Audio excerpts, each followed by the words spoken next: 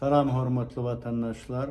Şuun Varşavada obisyan geçen zalına biz bütün Türkmenistan halkına bir hoş haber yetirmekçi.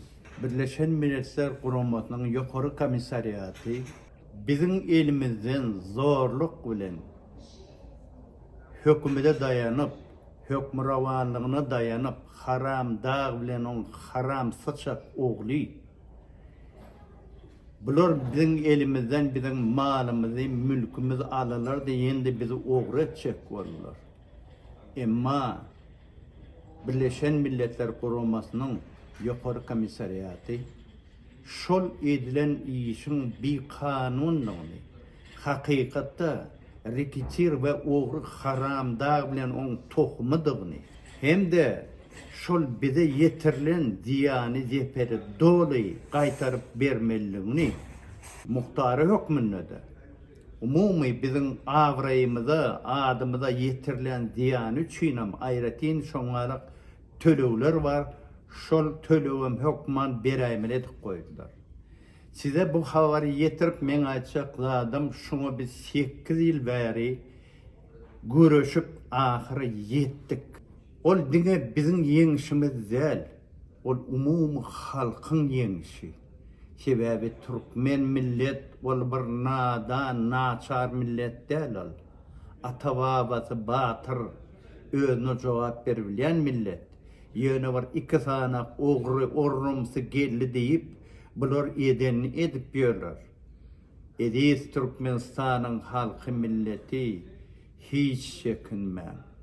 Görüşmän oňorun şuňky biziň ýeňişimiz ol bütün halkyň ýeňişi. Garagyna basyp aldyk 8 ýylyň dowamyna. Garagyna basyp boýun etdik. Şoň edeni kimiň ogrydygyny, kim orrumsadygyny Birleşen Milletler Kurumasynyň Ýokary Komissariaty näşuwat aýtdy, resmi ýagdaýda da karar çykardy. Onun için hiç ruhtan gaýtmam. Diňe görüşip alars. Gaýdusuzlyk bilen alars näsip bolsa. Halkyň haky var. Народ имеет право. Дорогие туркменистанцы, мы хотим вам сообщить приятную новость, что мы победили и получили решение с Комитета ООН по правам человека о том, что наши права были нарушены, и сейчас вынесено решение о том, чтобы правительство Туркменистана возместило наш ущерб, тот, который они нам нанесли, рекетирским образом. У нас забрали наше поголовье и публично оскорбили. Комитет ООН вынес решение об этом ужасающем факте и о том, что наши права были нарушены, и потребовало возместить ущерб и возместить наше имущество, которое рекетирским образом было отобрано у нас Бердымухамедовым. Мы к этому шли 8 лет, и вы знаете, что просто так мы бы никогда бы не отдали и никогда бы не позволили с собой так обращаться. Я обращаюсь и к тебе, Сердар, и к твоему отцу.